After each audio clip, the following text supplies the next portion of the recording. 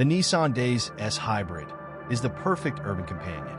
Its hybrid engine offers excellent fuel efficiency and smooth performance. Compact yet stylish, it features a tech-filled cabin with smart storage for everyday convenience. Practical, efficient, and modern, the Days S Hybrid is built for city life. Let's explore its highlights. अस्सलाम वालेकुम, मेरा नाम है शाहसेब हाशमी और यह है Nissan days highway star 2021 model. और ये गाड़ी फीचर्स के लिहाज से बहुत सारा इक्विप्ड है। मैंने बहुत सारी 600 गाड़ियाँ रिव्यू की हैं, लेकिन इतनी इक्विप्ड शायद कोई गाड़ी हो। इसमें ऐसे फीचर्स आते हैं जो कि आपको यूजुअली लैंड क्रूजर्स में देखने को मिलते हैं और ये गाड़ी की प्राइस को भी काफ़ी जस्टिफाई करती है। इस तरह से कि इसमें रडार आता है, पार्किंग सेंसर्स आते हैं, हेडलाइट्स इसकी एलईडी में है, क्लाइमेट कंट्रोल्स का काफ़ी खूबसूरत है, सीट्स इसमें हीटेड हैं और ये हैं भी सोफा सीट्स जैसा कि पासों में आती हैं। और भी इस गाड़ी में बहुत सारी ज़बरदस्त चीज़ें हैं और इसके अलावा ये गाड़ी आपको एवरेज भी अच्छी देगी क्योंकि ये एस हाइब्रिड है, यानी कि माइल्ड हाइब्रिड। खैर फिलहाल अगर बात की जैसे इंपॉर्टेंट चीज़ की तो वो है इस गाड़ी की प्राइस। ये 21 मॉडल है, 24 इंपोर्ट है, 25 क्लियर्ड है और अनरजिस्टर्ड है और इसकी डिमांड 40,50,000 है। ये साइकिल मोटरस्पोर्ट के पास अवेलेबल है और अगर आपने इसके बारे में कोई इन्फॉर्मेशन लेनी है तो आप दिए गए नंबर पर कॉल कर सकते हैं या फिर आप साइकिल मोटरस्पोर्ट को विजिट कर सकते हैं जो कि रावलपिंडी में DH2 के गिरबंद के ऑपोजिट लोकेटेड है। हमारी एक और ब्रांच भी है जो कि रावलपिंडी में मरी रोड पर लोकेटेड है। खैर overall it's a great 660 CC car and today I am going to review it.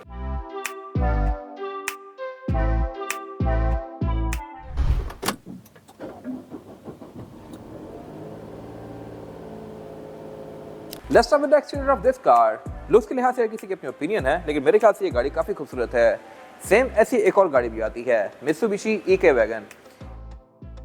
ये गाड़ी निसान डेज है। इनमें सिर्फ बेसिकली बैजेस का फ़र्क है, बाकी ये गाड़ियाँ हैं मोर और less same he, but features highway star में बहुत ज़्यादा आते हैं। इस तरह से कि इसमें फ्रंट पे पार्किंग सेंसर्स तो हैं ही, लेकिन इसमें DRL यहाँ नीचे भी दी गई है और इसके अलावा इसकी फॉग लैम्प भी दी गई है जो कि LED में है। फिर इसमें हेडलाइट्स भी LED में आती हैं, दोनों ही पॉइंट्स लो और हाई, और इसके अलावा नीचे यहाँ फॉग लैम्प अलग से भी दिए गए हैं। बाकी कट लाइन्स पे काफी स्ट्रॉन्ग दी गई हैं। ऊपर यहाँ पर इसमें रडार भी आता है जो कि इसके बहुत सारे फीचर्स को इनेबल करता है और इसकी हेडलाइट्स हैं भी ऑटोमेटिक, यानी कि ये डे और नाइट को सेंस करके ऑटोमेटिकली ऑन और ऑफ होंगी। और अगर बात कीजिए साइड प्रोफाइल की तो ये भी लुक्स के लिहाज से डिसेंट है। फीचर्स भी यहाँ पे अच्छे दिए गए हैं। इस तरह से कि इसके साइड मिरर रिट्रैक्टेबल हैं, एडजस्टेबल हैं और में ऑटो वाला फीचर भी आता है, यानी कि ये गाड़ी को लॉक अनलॉक करने के साथ साथ ऑटोमेटिकली फोल्ड अनफोल्ड भी होंगे और इसमें इंडिकेटर भी यहीं पे दिए गए हैं। इसमें सिर्फ एक चीज़ नहीं है और वो है 360 डिग्री कैमरास, लेकिन इतनी छोटी गाड़ियों में मेरे ख्याल से 360 कैमरास की कोई खास जरूरत भी नहीं है क्योंकि आप आसानी से बैठ के गाड़ी के आसपास देख सकते हैं। बड़ी एसयूवीज़ में जरूरत होती है, बट इसमें मेरे ख्याल से कोई इतना इशू नहीं है। बाकी ये गाड़ी क्योंकि एक बड़ी ट्रिम है हाईवे स्टार, तो इसमें ये साइड स्कर्ट्स भी कंपनी से ही आई हुई हैं। और अगर बात की जाए इसकी एब्सोल्यूट साइड प्रोफाइल की तो ये भी लुक्स के लिहाज से डिसेंट है। हाइट के लिहाज से गाड़ी अच्छी खासी ऊंची है और इसका एक फायदा है जो कि मैं इंटीरियर में जाके कवर करूंगा। बाकी ग्राउंड क्लियरेंस के लिहाज से भी ये गाड़ी डिसेंट है, लेकिन अगर कोई बहुत बड़ा ब्रेकर गुजारे हैं तो उस पर नीचे लग सकती है। ये चीज़ आप कवर कर सकते हैं इस गाड़ी के टायरों को थोड़ा सा मोटा करके। बाकी रिम इसमें 14 इंच के हैं, इनको अगर आप 15 इंच कर लें तब भी ये गाड़ी नीचे नहीं लगेगी और इसमें एंट्री एग्जिट भी आसान है क्योंकि ये गाड़ी हाइट के लिहाज से डिसेंट है। स्मार्ट एड्रेस में फ्रंट पे दी गई है और इसमें एयर प्रेस भी एक कंपनी से ही आए हुए हैं और विंडोज भी इसमें कंपनी से ही टिंटेड आती हैं क्योंकि JDM कार है। बाकी इसकी विंडोज की बैक पे आके इस तरह से छोटी होते होते ये रेयर पिलर के अंदर कंटिन्यू कर जाती हैं जो कि इसकी लुक में एक अच्छा टच ऐड करी है। और इसके अलावा फ्यूल डोर्स में लेफ्ट साइड पे दिया गया है। कट लाइन इसमें ये काफी शार्प सी दी गई है और इसके अलावा एरियल एंटीना भी इसमें थोड़ा सा ऑफ सेट दिया हुआ है। ये पिछले राइट कॉर्नर में है जहाँ पे यूजुअली गाड़ियों में कुछ भी नहीं आता। यूजुअली एरियल एंटीना या फ्रंट पे सेंटर में होते हैं या बैक पे सेंटर में होते हैं, इसमें ये एक अजीब सी लोकेशन है। और अगर बात की रेयर एंड की तो ये भी लुक्स के लिहाज से डिसेंट है और फीचर्स के लिहाज से भी। बैक पे भी इसमें पार्किंग सेंसर्स दिए गए हैं और इसके अलावा ट्रंक को लॉक करने के लिए नीचे यहाँ पे रिलीज दिया गया है। ट्रंक पीस की अच्छी खासी स्पेशियस है, यहाँ पर आप 3-4 लोगों का लगेज इजीली रख सकते हैं। बाकी इसमें फिर टूल किट वगैरह यहाँ पे नीचे दी गई है। स्पेयर टायर इसमें ऑफर नहीं होता और इसके अलावा रेयर बेंचेस के 50-50 के स्प्लिट के साथ हैं।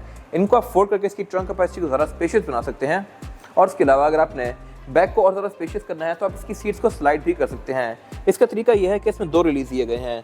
एक रिलीज से तो मैं इसकी सीट को आगे पीछे कर सकता हूँ, लेकिन दूसरा रिलीज बेसिकली इसको स्लाइड करता है इस तरह से। अब ये पूरा पैनल ही आगे चला गया है और डिग्गी की कैपेसिटी डबल हो गई है। अब यहाँ पे आसानी से आप 2 बड़े बैग रख सकते हैं, लेकिन अगर उनको पीछे करता हूँ तो यहाँ पे एक ही बड़ा बैग आएगा, लेकिन लेगरूम ज़्यादा स्पेशियस है। तो ये एक इंटरेस्टिंग चीज़ है जो कि हर 660 सीसी गाड़ी भी नहीं आती, इसमें दी गई है। और अब अगर बात कीजिए इस गाड़ी के इंटीरियर की तो एक्सटीरियर की तरह ये भी काफ़ी खूबसूरत है और फीचर्स के लिहाज से लोडेड है। लोडेड इस तरह से कि इसमें सीट्स फ्रंट पे जो है ये हीटेड हैं। फिर ये हैवी सोफा सीट्स, इनको मैं कवर करूंगा आगे जाके। फिलहाल अगर बात कीजिए स्टीयरिंग व्हील की तो ये लेदर स्टिच्ड है। लेदर स्टिच्ड स्टीयरिंग सिविक में भी सिर्फ RS में आता है या फिर ग्रैंडी में आता है। 1.6 भी ऑफर नहीं करती, बट इसमें दिया गया है। और ये स्टीयरिंग व्हील हैवी मल्टीमीडिया वाला।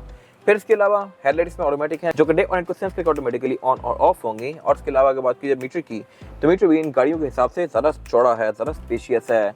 सेंटर में इसकी काफ़ी सारी स्क्रीन दी गई है जो कि आपको इसकी बहुत सारी चीज़ें शो करवाएगी, जैसे कि ट्रिप्स, एवरेज किलोमीटर पर लीटर, आउटसाइड टेम्परेचर, गाड़ी की स्टैट्स, इको स्कोर वगैरह। और इसके अलावा यहाँ पे ये गाड़ी रोड के साइंस भी रीड करके आपको बताएगी। अगर एट स्पीड लिमिट 80 है तो यहाँ पे 80 शो करवाएगी आपको। ऊपर कैमरा लगा हुआ है जो कि रीड करता है, तो ये बड़ी ज़बरदस्त चीज़ है। और इसके अलावा ओवरऑल मीटर का डिस्प्ले भी काफ़ी अच्छा है। फिर इसके अलावा अगर बात की जाए मीटर की हाउसिंग की, तो ये सारी ही चीप प्लास्टिक की फिनिश में है, लेकिन इस कैटेगरी में बिल्ड क्वालिटी की बहुत ज़्यादा मैटर नहीं करती क्योंकि एंट्री लेवल कार्स हैं। इंटीरियर इसका 2 टोन में है, डार्क ब्लू और ब्लैक के कॉम्बिनेशन में। और इसके अलावा डैशबोर्ड के सेंटर में एक सबवूफर भी दिया गया है। फिर इसकी मल्टीमीडिया स्क्रीन फ्लोटिंग शेप में है, यानी कि डैशबोर्ड से अलग से ऊपर निकली हुई है। और इसमें Bluetooth, aux, navigation, USB, CD player, ये सारी चीज़ें इनेबल्ड हैं। आप इसका मैप भी यूज़ कर सकते हैं। और इसके अलावा अगर आपको CD डालनी है तो यहाँ से आप इसको एडजस्ट करके इसके अंदर CD भी डाल सकते हैं, तो ये भी काफ़ी यूजफुल स्क्रीन है। फिर इसके अलावा एयरवेंट्स वगैरह इसमें नॉर्मल दिए गए हैं, लेकिन जो चीज़ें नॉर्मल नहीं है वो है इसका क्लाइमेट कंट्रोल। क्लाइमेट कंट्रोल की जो फैन स्पीड है ये बेसिकली एक स्लाइडर है जिसको आप इस तरह से स्लाइड करके इसकी स्पीड को कम और ज़्यादा कर सकते हैं। नाइस अटेंशन टू डिटेल, ये मेरे ख्याल से अब तक के जितने मैंने क्लाइमेट कंट्रोल देखे हैं सबसे बेस्ट है उनमें। और इसके अलावा इसमें फ्रंट दोनों सीट्स हीटेड भी हैं जिनको मैं यहाँ से ऑन ऑफ कर सकता हूँ। ये बेसिकली है एक सोफा सीट, लेकिन इसमें ये वाला एरिया और लेफ्ट वाली पूरी सीट्स हीटेड हैं, तो ये चीज़ भी आपको बड़ी SUVs में देखने को मिलती है जो कि इतनी छोटी कार में भी दी गई है। फिर इसके अलावा गेयर सेलेक्टर इसका डैशबोर्ड में माउंटेड है क्योंकि ट्रांसमिशन इसमें CVT आती है। और इसके अलावा बाकी यहाँ पे नॉर्मल कप होल्डर, एस्ट्रे वगैरह दी गई हैं। फिर नीचे की काफ़ी बड़ा स्टोरेज कंपार्टमेंट है और सेंटर से ये गाड़ी ओपन ही है, मैं यहीं से बैठ के लेफ्ट पे भी जा सकता हूँ। सीट्स भी इसमें सोफा है तो इसमें फ्रंट पे 3 लोग भी बैठ सकते हैं ट्रक की तरह, बट 2 लोग तो इसमें सही कंफर्टेबली बैठेंगे। और 660 सीसी गाड़ी होते हुए भी इसमें ये आर्म रेस्ट दिया गया है। ये चीज़ इवन स्टॉनिक में भी नहीं आती जो कि इससे बहुत महंगी है। फिर इसके अलावा सीट्स भी इसकी ये लेदर हुई हैं, आती है फैब्रिक की फिनिश में है और इस पर चेकर्ड पैटर्न दिया गया होता है। सेम वही पैटर्न इसके डोर्स के अंदर भी कंटिन्यू किया गया है, आप देख सकते हैं ये। और इसके अलावा विंडो इसमें चारों ही पावर्ड हैं, लेकिन ड्राइवर की सिंगल टैप वाली है। इसके अलावा ये गाड़ी क्योंकि top of the line trim है तो इसकी जो ये डोर की फ्रिल्स हैं, फिनिश वगैरह हैं, ये क्रोम की हैं। और इसके अलावा राइट पे भी यहाँ पे कुछ और फीचर्स दिए गए हैं। इसके वैनिटी मिरर इसमें ड्राइवर और पैसेंजर दोनों के लिए आते हैं। और इसके अलावा सेंटर में फिर यहाँ पे SOS बटन भी दिया गया है जो कि अगेन इतनी छोटी गाड़ियों में नहीं होते, इसमें है और पाकिस्तान में ये काम नहीं करेगा। बाकी इसके अलावा रेडमी मिरर इसका ऑटो डिमिंग वाला है, ये भी अगेन पीछे से तेज रोशनियों को सेंस करके थोड़ा डिम हो जाएगा। नाइस अटेंशन टू डिटेल, ये चीज़ें बहुत ही कम गाड़ियों में आती हैं इस कैटेगरी की। फिर इसके अलावा छत भी इसकी बहुत स्पेशियस है, यहाँ पे किसी भी हाइट के बंदे को कोई इशू नहीं होने वाला, ना हाइट के लिहाज से ना टांगों के लिहाज से, क्योंकि ये लेग रूम के लिहाज से ये बहुत स्पेशियस है। आगे भी पीछे का मैं कवर करूंगा अभी। और इसके अलावा एयर बैग भी इसमें 9 आते हैं, एक स्टीयरिंग व्हील में, एक डैशबोर्ड में, 4 पिलर्स में, 2 सीट के साइड पर और फिर एक ड्राइवर के नी पे। फिर इसके डैशबोर्ड की एक और चीज़ इंटरेस्टिंग ये है कि इसमें कंपार्टमेंट्स काफ़ी हैं। एक तो ये पूरा कंपार्टमेंट ओपन ही है, फिर यहाँ पे एक और कंपार्टमेंट दिया गया है और उससे नीचे एक और यहाँ पे आम दराज दी गई है जहाँ पर काफ़ी सारी चीज़ें रख सकते हैं। तो इसमें कंपार्टमेंट्स की भरमार है। और अगर ये काफ़ी नहीं है तो डोर के अंदर भी लेफ्ट पे काफ़ी बड़ा कंपार्टमेंट दिया गया है जहाँ पर आप काफ़ी सारा सामान एडजस्ट कर सकते हैं। और अगर बात की जाए इस गाड़ी में रेयर पैसेंजर्स के लिए सीटिंग कैपेसिटी कितनी है, भी बहुत ज़्यादा स्पेशियस है। लिटरली ये गाड़ी बैक पे सिविक, ग्रैंडी वगैरह से ज़्यादा स्पेशियस है, इवन प्राडो से भी ज़्यादा लेग रूम है यहाँ पे। और उसकी वजह यह है कि इसके रेयर बेंचेस जो हैं ये स्लाइडेबल हैं, इनको मैं इस तरह से आगे पीछे करके लेग रूम को एडजस्ट कर सकता हूँ। अगर मैं करूँगा डिग्गी खुली हो जाएगी, पीछे करूँगा डिग्गी टाइट हो जाएगी, लेकिन लोग यहाँ काफ़ी आसानी से बैठ सकते हैं, तो ये भी एक मजेदार चीज़ है। और रेयर बेंचेस फोल्डेबल हैं। फिर इसके अलावा यहाँ पे किसी भी बंदे को इशू नहीं होने वाला। बैक पे ऑब्वियसली फोर्स वगैरह जितनी स्पेशियस है, कंपार्टमेंट्स यहाँ भी काफ़ी सारे हैं, सीट्स के पीछे तो हैं ही। फिर इसके अलावा ऊपर यहाँ भी कंपार्टमेंट्स दिए गए हैं, फ़ोन के डोर्स में कप होल्डर्स हैं, एयर बैग बैक पे भी हैं। और इसके अलावा बैक पे सीट बेल्ट्स, ISOFIX के पोर्ट्स, ये सारी चीज़ें दी गई हैं। और अब अगर बात की जाए इस गाड़ी के इंजन की, तो इंजन इसमें 660 सीसी है जो कि माइल्ड हाइब्रिड भी है। इसमें एक बैटरी आती है सीट के नीचे, फ्रंट लेफ्ट सीट के नीचे, जो कि इसकी इको आइलिंग के सिस्टम को सपोर्ट करती है और कुछ हद तक इंजन के लोड को भी ले लेती है। तो बेसिकली इस गाड़ी की एवरेज कंपैरेटिवली सिंपल गाड़ी से ज़्यादा बेहतर होती है। ये गाड़ी आपको आराम से 25+ की एवरेज दे सकती है, जबकि आम गाड़ी भी आपको 20+ की एवरेज देती हैं।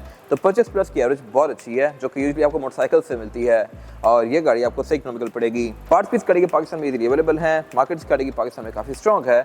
और इसके अलावा इसमें ABS, ट्रैक्शन कंट्रोल, ट्रायम मोड, ये सारी चीज़ें आती हैं।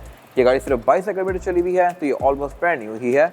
और इसके अलावा इसके इंजन पे के अंदर इंसुलेशन भी दी गई है, बोनट में भी और साइड पे भी, जो कि अगेन एक अच्छी चीज़ है। ट्रांसमिशन इसमें CVT आती है और बाकी यहाँ कुछ खास है नहीं। और अब अगर बात की टायर साइज़ की, टायर साइज़ जो है इसमें वो है 155, 65 और 14। ये 14 इंच का रिम है, जो कि काफ़ी टाइनी सा है, लेकिन है अलॉय रिम। ये भी हमेशा हर गाड़ी में नहीं आते, मोस्टली कार से व्हील कप आते हैं। साइज़ के लिहाज से थोड़ा सा छोटा है, अगर आप इसको 15 इंच का करने फिर इसकी लुक बहुत ज़बरदस्त हो जाएगी और ये गाड़ी ग्राउंड क्लियरेंस के लिहाज से भी थोड़ी सी बेहतर हो जाएगी। तो पाकिस्तान आपको ब्रेकर्स पे कोई इशू नहीं करेगी। अभी भी ये गाड़ी ठीक है बड़ी सिटीज़ में यूज़ करने के लिए, लेकिन अगर आप इसको कहीं बैकवर्ड एरियाज में लेके जाते हैं जहाँ पे ब्रेकर बहुत बड़े होते हैं तो वहाँ पे आपको इशू कर सकती है।